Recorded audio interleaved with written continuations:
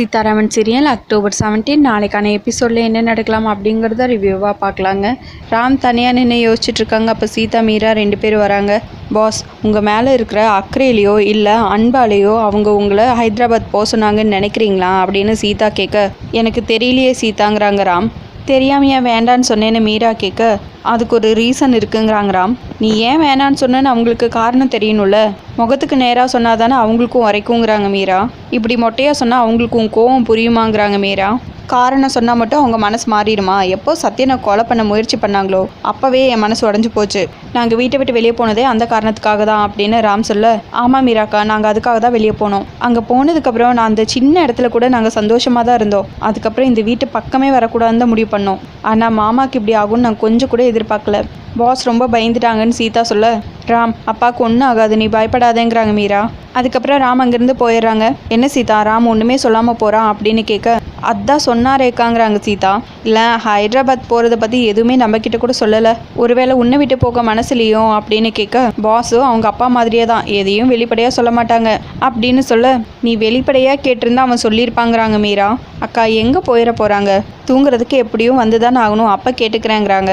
சரி, உன் டேட்ஸ் எல்லாம் சரியா இருக்கா அப்படின்னு மீரா கேட்க, இது வரைக்கும் சரியாக தான் இருக்குது. ஆமாம் உங்களுக்கு அப்படின்னு கேட்க, நான் உங்ககிட்ட கேட்டால் நீ என்கிட்ட கேட்குறியா அப்படின்னு மீரா கேட்க, இல்லைக்கா எனக்கு குழந்தைங்கன்னா ரொம்ப பிடிக்கும், வீடு நிறைய ஒரு 5-6 குழந்தைங்கள பெற்று போடணும் அப்படின்னு சீதா சொல்ல, போதுமா இல்லை இன்னும் வேணுமா அப்படின்னு மீரா கேட்க, 2 பேரும் அப்படியே மாறி மாறி சிரிச்சுக்கிறாங்க. அதுக்கப்புறம் சீதா அங்கேருந்து போயிடுறாங்க. சீதா ரூமில் வந்து கீழே பாய் போட்டு உட்காந்துட்டு இருக்காங்க. அப்போ ராம் வராங்க. ஏ சீதா, எதுக்கு கீழே பாய் போட்டிருக்க, அதான் காட்டு இருக்குல்ல அப்படின்னு கேட்க, அது இருக்கு பாஸ், ஆனால் பாய் தானே நம்மளை ஒன்று சேர்த்து வச்சது அப்படின்னு சொல்லிட்டு அப்படியே வெக்கப்பட்டுட்டே இருக்காங்க. அப்படியே ஃப்ளாஷ்பேக்கையும் யோசிச்சு பார்க்குறாங்க. ராமும் அதே மாதிரி யோசிச்சு பார்க்குறாங்க. ஆமாம் சீதா, பாய்க்குன்னு ஒரு ஃபீல் இருக்குல்ல அப்படின்னு சொல்லி கேட்க, ஆமாம் பாஸ், இது வெறும் கோர பாயில், இந்த பாய்க்குன்னு ஒரு வாசனை இருக்கு, ஒரு மகிமை இருக்கு, காலத்துக்கும் மறக்க முடியாத ஒரு விஷயம் இருக்கு அப்படின்னு சீதா சொல்லிட்டு இருக்கா. அப்போ உனக்கு அந்த குட்டி வீட்டில் நடந்த எதையும் மறக்க முடியல அப்படின்னு ராம் கேட்க, அது எப்படி பாஸ் மறக்க முடியும் அப்படின்னு சீதா சொல்ல, என்னாலையும் எதுவும் மறக்க முடியலங்கிறாங்க ராம். சரி, இனிமேல் தனியாக அப்படி கீழெல்லாம் படுக்கக்கூடாது அப்படின்னு ராம் சொல்ல, ஓகே பாஸ், ஏதோ பழைய நினப்பில் இப்படி எடுத்து போட்டுட்டேன் அப்படிங்கிறாங்க சீதா. சரி, என் கூட பெட்டில் தான் படுக்கணும் அப்படின்னு சொல்லிட்டு ராம் அப்படியே சோகமாயிடுறாங்க. சீதா, அப்பா நல்லாக வரைக்கும் நம்ம எங்கேயும் போக வேணாம், இங்கேயே இருக்கலாம் அப்படின்னு சொல்ல, சரிங்க பாஸ், மாமா நல்லா குணமானதும் நீங்கள் என்ன பண்ண போகிறீங்க அப்படின்னு சீதா கேட்க, என்ன பண்ணுறது, நீ தான் எந்த பிஸ்னஸும் பண்ண வேணாம்னு சொல்லிட்டியே அப்படின்னு சொல்ல, பாஸ் அவங்களுக்கு போட்டியா எந்த பிஸ்னஸும் பண்ண வேணாம்னு சொன்னேன், அதுக்காக எதுவுமே பண்ண வேணாம்னு சொல்லலை அப்படின்னு சொல்ல, எனக்கு வேற எந்த பிஸ்னஸும் தெரியாது சீதாங்கிறாங்க ராம். பாஸ், உங்களுக்கு தெரிஞ்ச பிஸ்னஸை விட உங்களுக்கு பிடிச்ச வேலையை செய்யுங்க பாஸ் அப்படின்னு சொல்ல, ராம் அப்படியே யோசிச்சுட்டே இருக்காங்க. அதுக்குள்ளே சீதா ஓடி போய் யூனிஃபார்ம் எடுத்துகிட்டு வராங்க. அந்த போலீஸ் யூனிஃபார்ம் பார்த்ததுமே ராம் ரொம்பவே சந்தோஷமாயிடுறாங்க. என் கனவை நீ அடிக்கடி ஞாபகப்படுத்திட்டே இருக்க சீதா அப்படின்னு சொல்ல, ஆமாம் பாஸ், கணவனோட ஆசையெல்லாம் சரியாக நிறைவேற்றுறவங்க தானே நல்ல மனைவி, நான் நல்ல மனைவி தானே பாஸ் அப்படின்னு சீதா கேட்க, நீ நல்ல மனைவி மட்டும் இல்லை சீதா, நல்ல மருமக கூட அப்படின்னு ராம் சொல்ல, கண்டிப்பாக நான் நல்ல மருமகளாக இருப்பேன் பாஸ் அப்படின்னு சீதா சொல்ல, எனக்கு அந்த நம்பிக்கை எப்பவுமே இருக்குது சீதாங்கிறாங்க ராம். சரி, போய் தூங்கலாம் அப்படின்னு சொல்லிட்டு 2 பேரும் போய் பெட்டில் படுக்கிறாங்க. அடுத்த நாள் காலையில் ராம் சேதுவை பிடிச்சி மெதுவாக நடக்க வச்சுட்டு இருக்காங்க. சீதா மீரா 2 பேரும் நின்று வேடிக்கை பார்த்துட்டு இருக்காங்க. அதுக்கப்புறம் சேதுவை உட்கார வச்சதும், நான் இந்த அளவுக்கு தேடி வந்திருக்கேன்னா அதுக்கு நீங்களாம் தான் காரணம். ஆமாம், மகா வந்து ஹைதராபாத் பிஸ்னஸை உன்னை டேக் ஓவர் பண்ணிக்க சொன்னாலாமே, நீ வேணான்னு சொல்லிட்டியாமே அப்படின்னு சேது கேட்க, ஆமாங்கிறாங்க ராம். ஹைதராபாத்தில் பிஸ்னஸ் கொஞ்சம் ப்ராப்ளமாக இருக்குடா, அது உன்னால தான் சரி பண்ண முடியும், அதனால தான் உங்ககிட்ட மகா சொல்லியிருக்கா அப்படின்னு சேது சொல்ல, எனக்கு பிஸ்னஸ் பண்ணுற ஐடியா இல்லை அப்படின்னு ராம் சொல்ல, ஏன்டா அப்படி சொல்கிற, நம்ம பிஸ்னஸை நீ தானே பார்த்துக்கணும் அப்படின்னு சேது கேட்க, இல்லைப்பா, சித்தி சொன்னப்பவே நான் முடியாதுன்னு சொல்லிட்டேன், எனக்கு இது சரி வராதுப்பா அப்படின்னு ராம் சொல்லியிருக்க. கரெக்டாக சுபாஷ் வராங்க. என்னடா ராம் சொல்கிற, நீ எதுக்கு MBA படித்த, உன்னை எதுக்கு ஃபாரினுக்கு அனுப்பி படிக்க வச்சோம், பிஸ்னஸ் பண்ண தானே, இப்போ முடியாதுன்னு சொன்னால் என்ன அர்த்தம் அப்படின்னு சுபாஷ் கேட்க, எனக்கு வேணான்னு தோணுச்சு சித்தப்பா, என்னை தப்பாக எடுத்துக்காதீங்கன்னு ராம் சொல்ல, தப்பாக எடுத்துக்காதீங்கன்னா என்ன காரணம்னு சொல்லிடாங்கிறாங்க சுபாஷ். என்ன காரணம் சொல்கிறது, நடந்ததெல்லாம் யோசிச்சு பார்க்கும்போது எனக்கு அப்படி தான் தோணுது, அதுக்கு மேலே எனக்கு சொல்ல தெரியல அப்படின்னு சொல்ல, என்னடா மகாவும் அர்ச்சனாவும் உனக்கு பேங்க் லோன் கிடைக்க விடாமல் பண்ணாங்களே, அந்த கோவம் தான் உனக்கு அப்படின்னு சுபாஷ் கேட்க, சித்தப்பா அது முடிஞ்சு போன கதை, அதை பற்றி பேச வேணாங்கிறாங்க ராம். திரும்பவும் சுபாஷ் ஆரம்பிக்க, அதுக்குள்ளே சேது, டே சுபாஷ் வீடு, அதான் வேணான்னு சொல்கிறான்ல, அவன் இன்ட்ரெஸ்ட் இல்லைன்னு சொல்கிறான், அப்புறம் எதுக்கு அவனை கம்பல் பண்ணுற, ராம், உனக்கு விருப்பமில்லாத எதையும் நீ செய்ய வேணாம், நான் உன்னை கம்பல் பண்ண மாட்டேன். உனக்கு பிஸ்னஸில் எக்ஸ்பீரியன்ஸ் இருக்குது, அதனால் எதுக்கு ஒரு முறை நல்லா யோசிச்சு பாரு அப்படின்னு சேது சொல்ல, இதில் யோசிக்க எதுவுமே இல்லைங்கிறாங்க ராம். வேற என்ன செய்வ அப்படின்னு சுபாஷ் கேட்க, ராம் உன் ஃப்யூச்சருக்காக என்ன பிளான் வச்சிருக்க, எதுவாக இருந்தாலும் தயங்காமல் சொல்லுன்னு சேது கேட்க, சீதா மீரா 2 பேருமே ஐபிஎஸ் கனவு பற்றி சொல்லுங்கிறாங்க. பேசாமல் இருங்க அப்படின்னு ராம் அவங்க கிட்ட சொல்லிட்டு அப்படியே ஜாட கட்டுறாங்க. அதுக்குள்ள சுபாஷும் அங்கேருந்து கிளம்பி போயிடுறாங்க. ஃபோன் வந்துடுது. சேது பேசிட்டு இருக்காங்க.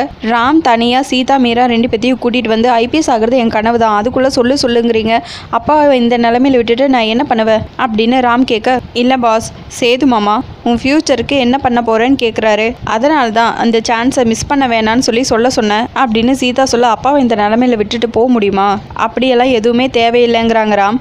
கரெக்டாக அர்ச்சனா மகா 2 பேரும் இவங்க பேசிகிட்டு இருக்கிறதெல்லாம் அப்படியே நோட் பண்ணுறாங்க. டேய், நீ என்ன உடனேவா ட்ரைனிங் போகிற, படிக்கணும், எக்ஸாம் எழுதணும், எவ்வளவோ டைம் இருக்குங்கிறாங்க மீரா. நீங்கள் சொல்கிறது கரெக்டு தான், ஆனால் இப்போ அப்பா இருக்கிற நிலமையில விட்டுட்டு போக எனக்கு மனசு இல்லைங்கிறாங்கறா. சரி பாஸ், நம்ம சொல்ல வேணாங்கிறாங்க சீதா. இல்லை சீதா, இப்போ தான் அண்ணன் மகா பிடியிலேருந்து மீண்டு இருக்காரு, இப்போ சொல்கிறதா கரெக்டுங்கிறாங்க மீரா. கண்டிப்பாக நீ ஐபிஎஸ் ஆகணும் ராம், நீ எந்த கோச்சிங் போனாலும் பேசாமல் சீதாவையும் சேர்த்து கூட்டிகிட்டு போயிடு, முடிஞ்சா அண்ணனையும் கூட கூட்டிகிட்டு போ, அதுதான் அண்ணனுக்கும் நல்லதுங்கிறாங்க. சரி, கொஞ்சம் டைம் கொடுங்க, நான் அப்பாட்ட இதெல்லாம் பொறுமையாக எடுத்து சொல்கிறேன், அவருக்கு ஓகேனா எனக்கு ஓகே தான் அப்படின்னு ராம் சொல்லிட்டு சேதுவை திரும்ப வீட்டுக்குள்ளே கூட்டிகிட்டு போகிறாங்க. இன்னொரு பக்கம் மகா அர்ச்சனா 2 பேரும் இவங்க பேசினதெல்லாம் கேட்டுட்டு, என்ன மகா இன்னும் ராமுக்குள்ளே ஐபிஎஸ் ஆசை இருக்கும் போல இருக்கு அப்படின்னு அர்ச்சனா கேட்க, நம்ம வேணான்னு சொல்லியும் இன்னும் அவன் அதை மறக்கலைன்னா அவன் மனசில் அந்த ஆசை வேரூன்றி நிற்குதுன்னு தான் அர்த்தம் அப்படின்னு மகா சொல்ல, ஐபிஎஸ் ஆகணும்னு நினைக்கிறவன் அப்புறம் எதுக்கு பிஸ்னஸ் லோன் அது இதுன்னு அலைஞ்சா அப்படின்னு கேட்க, அது அந்த தையல்காரியோட பிளான், ராம நம்ம கூட மோத விடணும், அதுக்கு தான் அவனை தூண்டி விட்டு பேங்க்ல லோன் கேட்குற மாதிரி பண்ணி வச்சா அப்படின்னு மகா சொல்ல, அப்போ இதுவும் அவ திட்டமாக தான் இருக்கும் போல, ஒருவேளை புருஷனை போலீஸ் ஆஃபீஸர் ஆக்கி நம்மளை மிரட்டி பார்க்கலான்னு நினைக்கிறாளோ அப்படின்னு கேட்க, என்னது ராம் ஐபிஎஸ் ஆகி நம்மளை மிரட்டுவானா, என்னக்கா சொல்கிறீங்க அப்படின்னு கேட்க, கண்டிப்பாக மிரட்டுவான், நீங்கள் சத்யன் கிட்ட மன்னிப்பு கேட்கலனா நான் வீட்டுக்குள்ளே வரமாட்டேன்னு மிரட்டினால அதே மாதிரி ஐபிஎஸ் ஆனால் மிரட்ட மாட்டானா அப்படின்னு அர்ச்சனா கேட்க, ஆமாம் ராம் ஒரு பிடிவாதம் பிடிச்சவன், அவன் கையில் ஒரு அதிகாரம் இருக்குன்னா கண்டிப்பாக அவன் பயன்படுத்திக்க தயங்க மாட்டான்,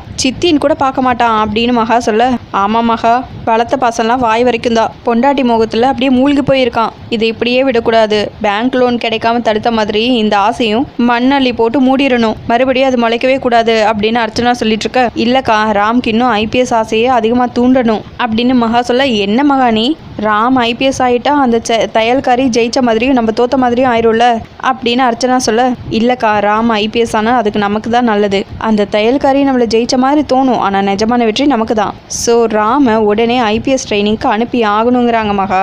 நீ என்ன யோசிக்கிறேன்னு எனக்கு புரியல மகாங்கிறாங்க.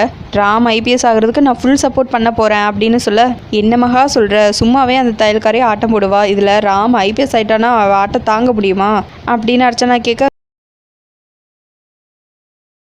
நீங்கள் ராம் ஐபிஎஸ் ஆனதுக்கப்புறம் நடக்க போகிற விஷயத்தை பற்றி பேசுகிறீங்க, ஆனால் நான் அதுக்கு முன்னாடி நடக்க போகிற விஷயத்தை பற்றி பேசுகிறேன் அப்படின்னு சொல்ல, இப்போ கூட நீ சொல்கிறது எனக்கு புரியல மகா, கொஞ்சம் புரிகிற மாதிரி சொல்ல அப்படின்னு கேட்க, ராம் ஐபிஎஸ் ட்ரைனிங் போயிட்டு அந்த வீட்டில் தையல்காரி தனியாக தானே இருப்பா, ராம் வீட்டில் இல்லாத நேரம் தான் அந்த தையல்காரிக்கு கெட்ட நேரம் ஆரம்பிக்க போது, அவளுக்கு நான் நரகத்தை காட்ட போகிறேன் அப்படின்னு மகா சொல்ல, ஓ நீ அப்படி வரையா, காட்டுவோம் மகா காட்டுவோங்கிறாங்க அர்ச்சனா.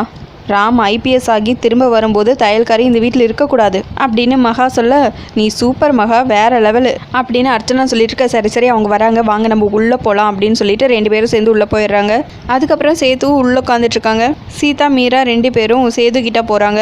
சரிண்ணே நான் கிளம்புறேன் அப்படின்னு மீரா சொல்ல, ஏன் இப்போவே கிளம்புறேன், இன்னும் 2 நாள் எங்கள் கூட இருந்துட்டு போகலாம்ல அப்படின்னு சேது கேட்க, நானும் அதை தான் மாமா சொன்னேன், ஆனால் இவங்க கேட்க மாட்டேங்கிறாங்க அப்படின்னு சொல்ல சீதா, யார் வீட்லேயும் இருக்கிற மாதிரி இவங்க சங்கடப்படுறாங்க அப்படின்னு சொல்ல, நான் மீராக்கு செஞ்ச கொடுமை அந்த மாதிரி, நீ சத்யன் கூட சந்தோஷமாக இருந்தாலே எனக்கு அது போதும், அடிக்கடி வந்து பார்த்துட்டு போங்க அப்படின்னு சேது அழுதுகிட்டே சொல்ல, சரிங்கிறாங்க மீரா. அடுத்த முறை வரும்போது சத்யனையும் சேர்த்து கூட்டிகிட்டு வா அப்படின்னு சொல்ல, கண்டிப்பாக கூட்டிகிட்டு வரேங்கிறாங்க மீரா. சத்யனுக்கு என் மேலே கோவம் இருக்கும், ஆனால் வீட்டுக்கு மட்டும் வராமல் இருந்துடாத அப்படின்னு சொல்லிட்டு சேது பயங்கரமாக அழுக, அண்ணன் ஏன்னா இப்படியெல்லாம் பேசுகிற அப்படின்னு சொல்லிட்டு மீராவும் அழறாங்க. அக்கா தைரியம் சொல்ல வேண்டிய நீங்களும் சேர்ந்து இப்படி எழுதிட்டு இருக்கீங்களே அப்படின்னு சீதா சமாதானப்படுத்திட்டு இருக்காங்க. கரெக்டாக அந்த டைமில் மகா அர்ச்சனா அவங்க 3 பொண்ணுங்களும் வந்துடுறாங்க. இவங்க காலேஜ் கிளம்புறாங்க. சரி சொல்லிட்டு போகலான்னு வந்தோம், நாங்கள் ஏதாவது டிஸ்டர்ப் பண்ணிட்டோமா அப்படின்னு மகா கேட்க, இல்லைங்கிறாங்க மீரா. அது சரி நீ எங்கே கிளம்பிட்ட மீரா அப்படின்னு கேட்க, நானும் வீட்டுக்கு கிளம்புறேங்கிறாங்க. அதுக்குள்ளே என்ன அவசரம், இன்னும் 2 நாள் இருந்துட்டு போகலால, நாங்கள் பண்ணதெல்லாம் தப்பு தான், எங்களை மன்னிச்சிரு என்னோட மனசார நான் உங்ககிட்ட மன்னிப்பு கேட்டுக்கிறேன் அப்படின்னு மகா சொல்ல அர்ச்சனாவும் சேர்ந்து அதே மாதிரி பேசுகிறாங்க. இது உன்னோட வீடு, நீ இது எப்போ வேணாலும் வரலாம் போகலாம் அப்படின்னு மகா சொல்லிட்டு அங்கேருந்து கிளம்பிடுறாங்க. சரி நான் கிளம்புறேன், நீ டேப்லெட்ஸ் எல்லாம் கொஞ்சம் கரெக்டாக எடுத்துக்கோ அப்படின்னு மீரா சொல்ல சரி போயிட்டு ஃபோன் பண்ணு, அடிக்கடி வீட்டுக்கு வா அப்படின்னு சேது சொல்ல சரி நீயும் பார்த்து பத்திரமா இரு, டேப்லெட்ஸ் எல்லாம் மறக்காமல் சாப்பிடு, அதெல்லாம் சீதா இருக்கா கரெக்டாக பார்த்துப்பா, நான் சொல்லணும்னு அவசியம் இல்லை, சரி நான் கிளம்புறேன்னு சொல்லிட்டு மீரா அங்கேருந்து கிளம்பிடுறாங்க. சீதா போய் வழி அனுப்பிச்சி வச்சுட்டு வரேன்னு சொல்லிட்டு அவங்களும் வெளியே வந்து ஆட்டோவில் ஏற்றி விடுறாங்க மீராவை. கரெக்டாக சரின்னு சீதா திரும்பவும் அர்ச்சனா வந்து நிற்கிறாங்க. அதோட எபிசோடு முடிச்சிருக்காங்க. உங்களுக்கு இந்த வீடியோ பிடிச்சிருந்தா லைக் அண்ட் சப்ஸ்கிரைப் பண்ணி நம்ம சேனலை சப்போர்ட் பண்ணுங்கள். தேங்க்யூ.